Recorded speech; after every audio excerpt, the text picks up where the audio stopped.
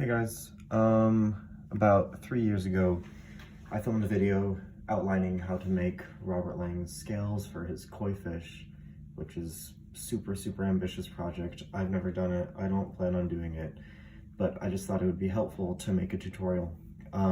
Safe to say, the video is pretty bad because the filming angle is absolutely terrible and it's just so repetitive and it's really hard to tell what I'm doing.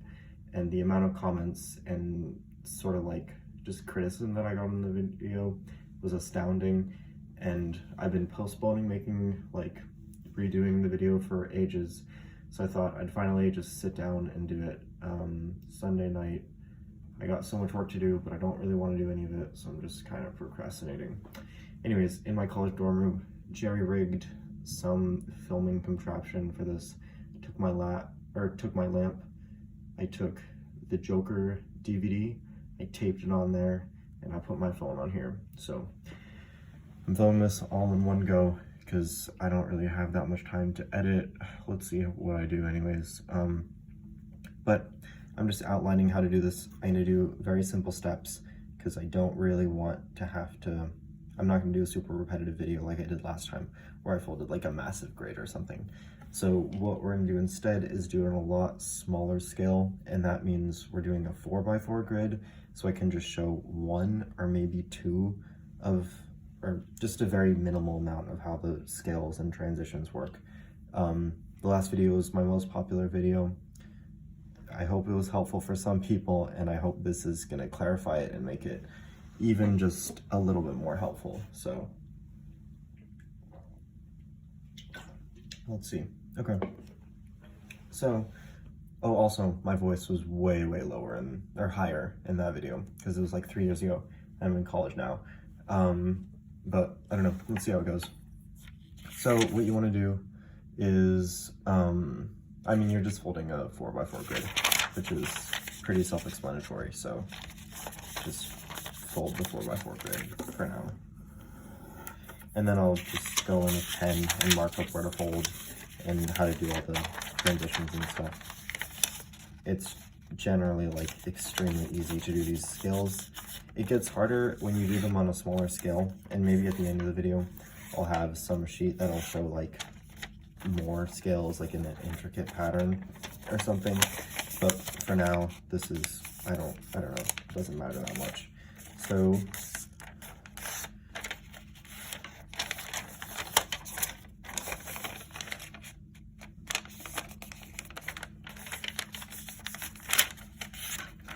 four by four grid is sufficient.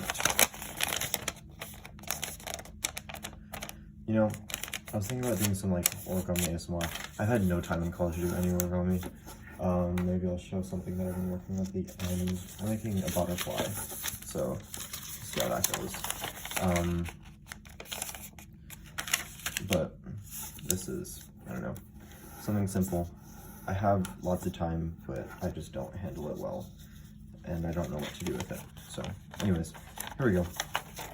So basically what you do for the koi fish scales, what I made the mistake of last time was making them too thick. And so this is kind of revamped edition, and there was a whole issue when I first made the video, and I was just like, should I be doing this because of copyright and stuff?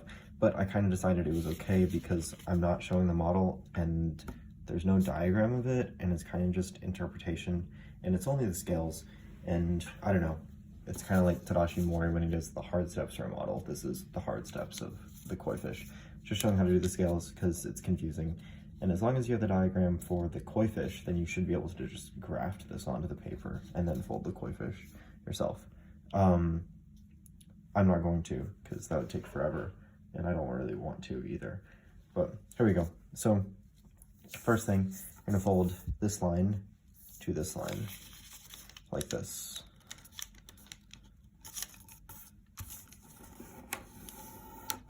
And then what you're gonna do, keep it folded like this. Then you're gonna take this line and then fold it over like this. And then you're gonna do the exact same thing for this. So just like that. And this is really only gonna showcase like one actual koi fish scale because it'll be really easy to see how it works. But you know, and then this line to here.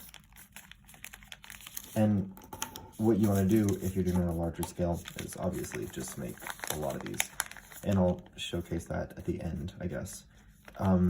But this is just really repetitive to make, like most tessellations, so it's not that complex. What you want to do now is there's going to be this little flap, like right here. So what you're going to want to do is pull this out and kind of like open that. So, and then go like, I don't know, it's hard to explain how I'm actually doing it. And then what I like to do is just collapse on one end like that. And that just makes it easier for like later. So let me just get this down and then I'll go over it again. So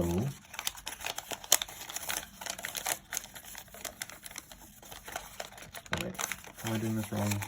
Probably. Okay. So first off, it's like this. This is how it originally is. You open this up and you kind of just like pull these two apart. And then you're gonna end up like with this little point at the top. It won't be already pointy because I just made it, but you're just gonna wanna like make sure to accentuate the creases and then squash this down just like, I don't know, preliminary base or whatever we want to call it. Anyways, so you have this thing, and then what you want to do is fold this up like that. So I wonder if I should be marking this. I don't think that'd be helpful. Let's do it anyways. Along that line, fold this up, fold back down, and you're just gonna do in a sink, fold, open sink. So sink like that.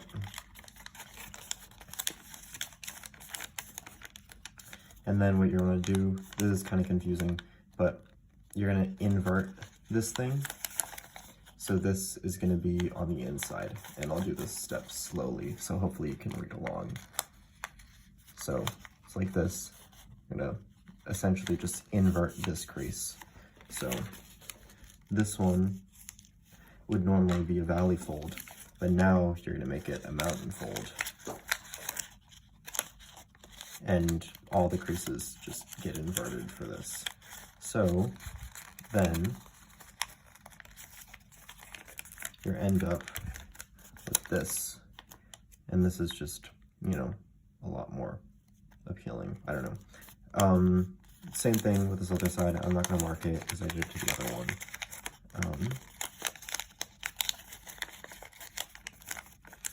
And after that, you're left with this little fish scale. I'm gonna do it the others, so then it makes more sense. I'm just gonna go quickly with these, so then you can get the final result, because I don't want to spend a lot of time just recapping, but maybe I will. Let's see. Pull this thing out, do the little squash fold thing.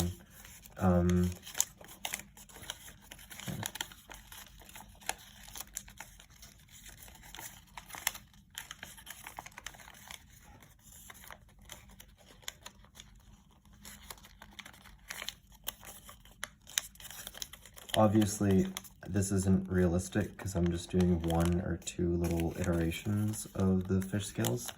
So if you want to actually do the koi fish, you're going to have it on a much larger piece of paper, and the scales will not be reaching the end. The scales will only be in the middle where the fish's body actually is, because you don't want the fish scales to be like in the head or something.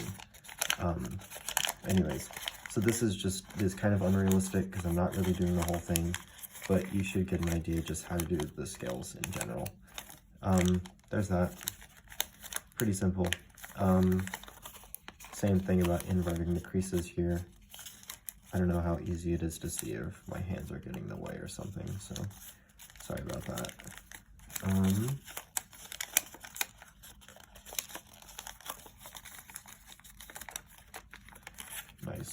Okay. And then the last one, oh no, there's actually a couple. Okay, let's see.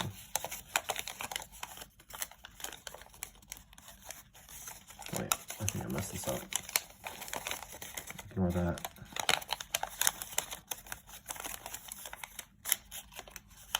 Maybe I didn't, who knows. It's fine. This is really confusing to watch, I'm sorry.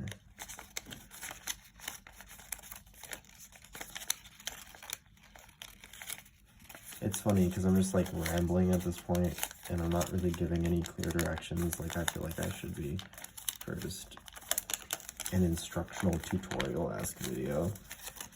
I don't know, maybe I like this format. It's kind of nice. I can just talk.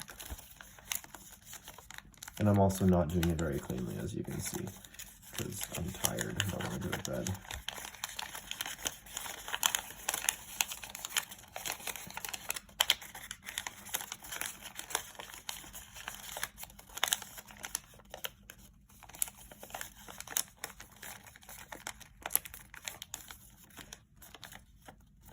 Invert the creases for this one.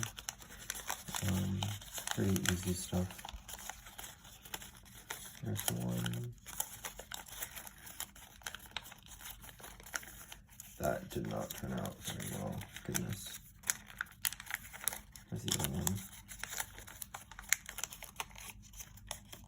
It is actually so messy. I'm sorry if you're trying to actually follow this along because it is not looking very nice. Okay, the last one. Yeah. When you actually make the models, you're not going to have any scales on the outside, so this isn't what it's actually going to look like. I've already said it like 5 times, but thought I'd say it again. And then just squash fold again, like that. Fold up. Sink fold right there.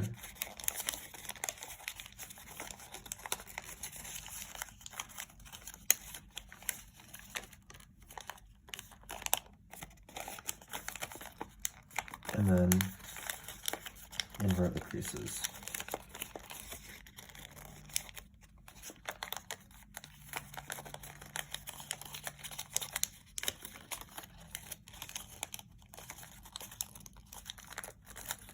Look at that, wonderful. So